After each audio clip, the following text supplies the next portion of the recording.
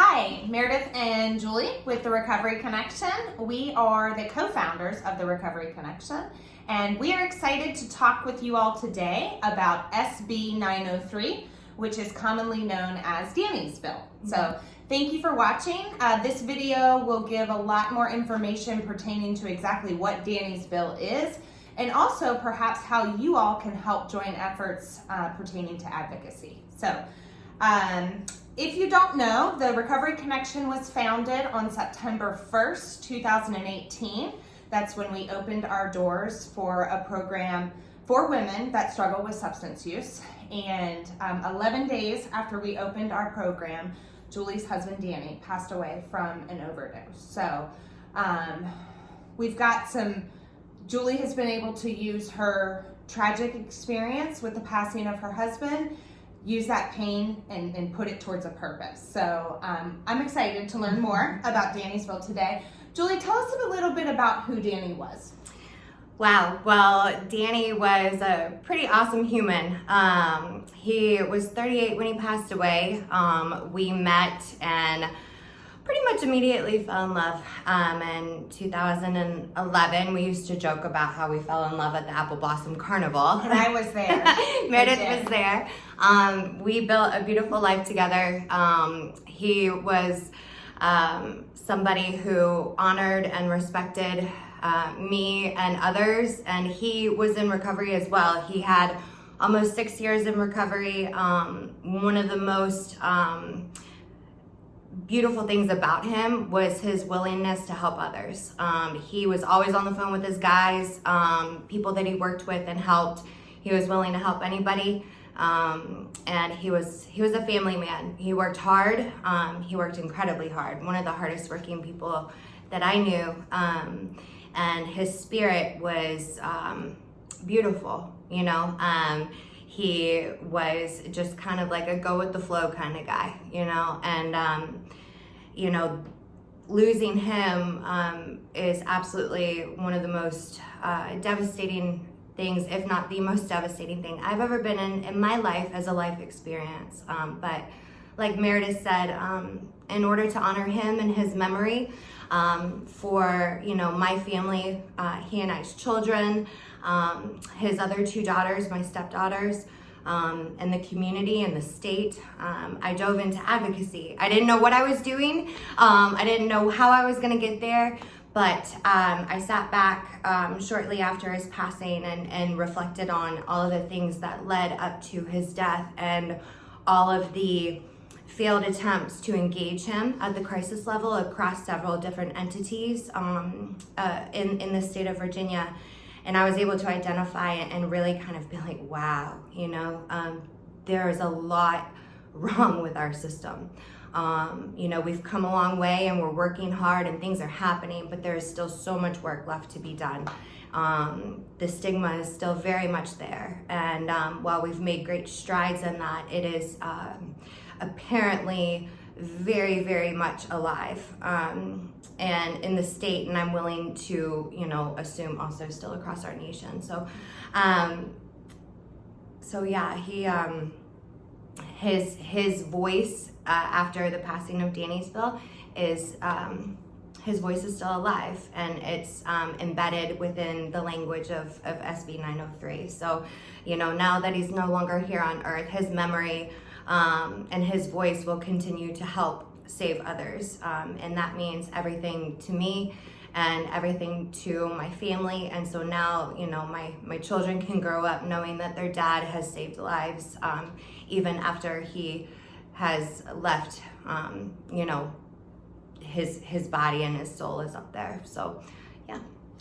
So for those of us that don't know, what and break it down so that we can understand, right? What is SB 903? What does Danny's Bill entail? So essentially, obviously it's motivated by the tragic events leading up to his passing, like I had said earlier, in regards to, failed attempts to engage him at the crisis level, because he was indeed in crisis.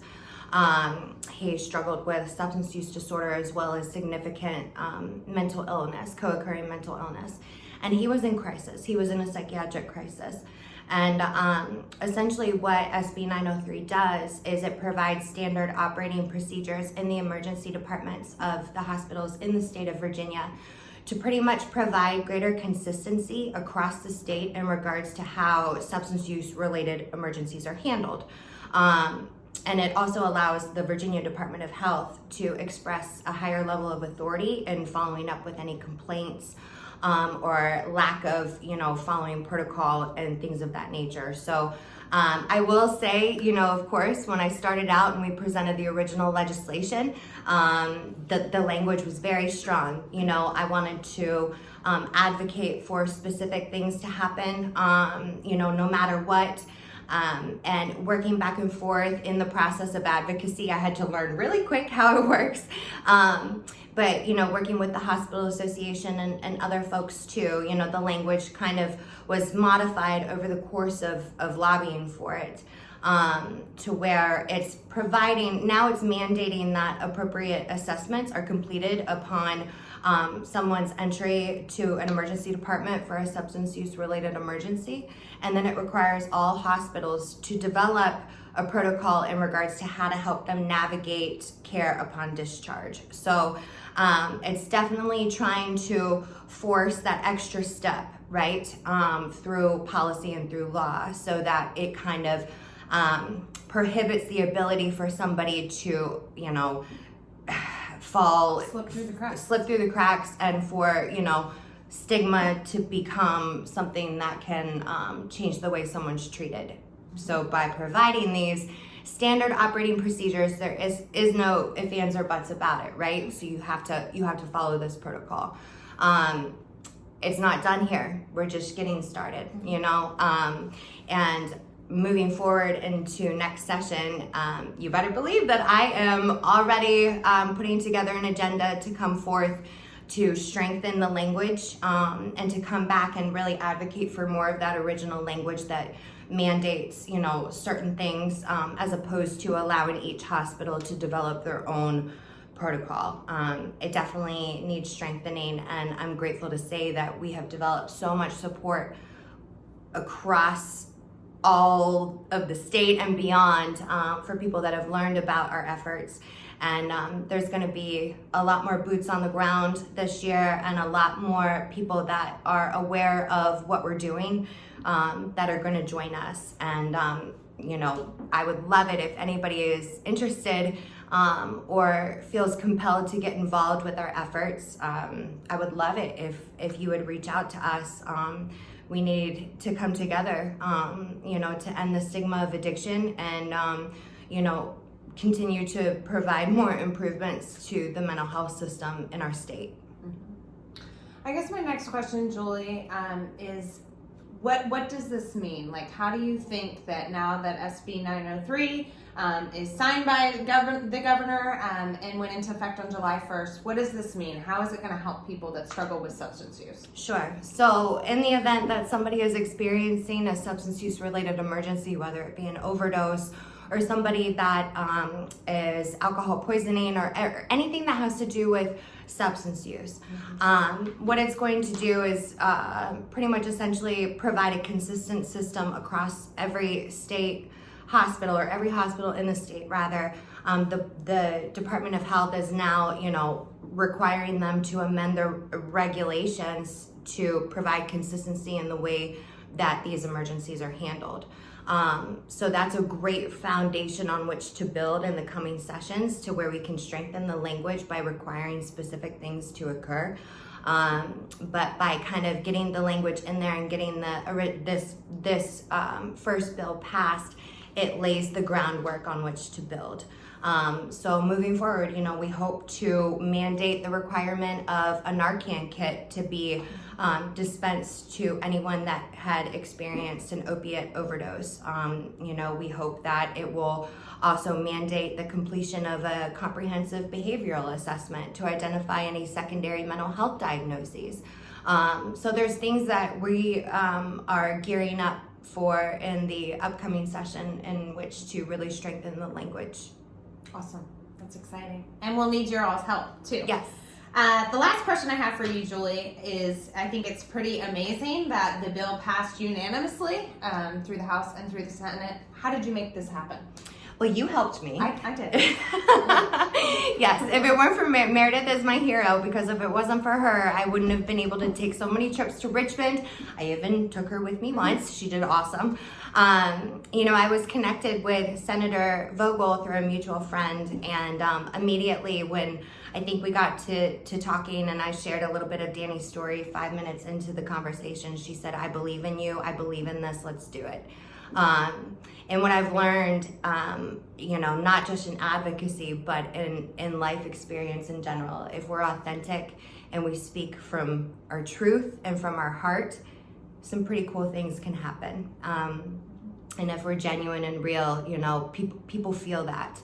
And so, I made a lot of trips to Richmond. I did a lot of lobbying, going from office to office to office and explaining what Danny's bill is. And, his story really touched many of our legislators and our legislative aides. And, it's a pretty powerful and compelling story.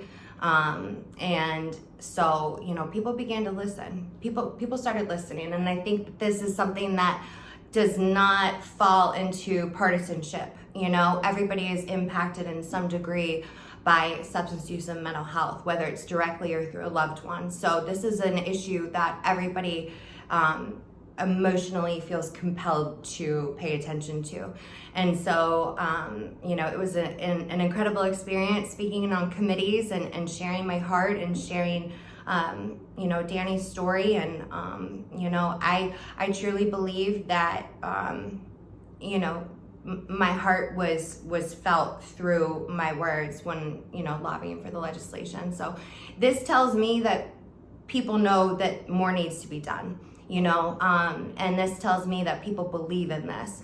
So my hope is that moving forward, we can, continue to gain momentum out in Richmond and even beyond as well. So yes, uncontested, not one no across either house. Amazing. Yes, so it's unbelievable, and I've learned too that you can pretty much do anything you put your mind to if you believe. So, and if you don't like something, change it. That's right.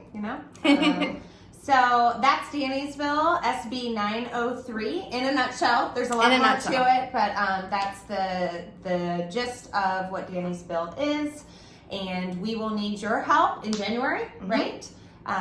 For our advocacy efforts. If you want to stay up to date as to what we are doing pertaining to advocacy, please visit our website. We actually have a page that's entitled For Danny, and there's a video on there about Danny's story, and we will definitely keep you all in the loop as to what we are doing in Richmond and beyond. So thanks for watching. Thanks, guys.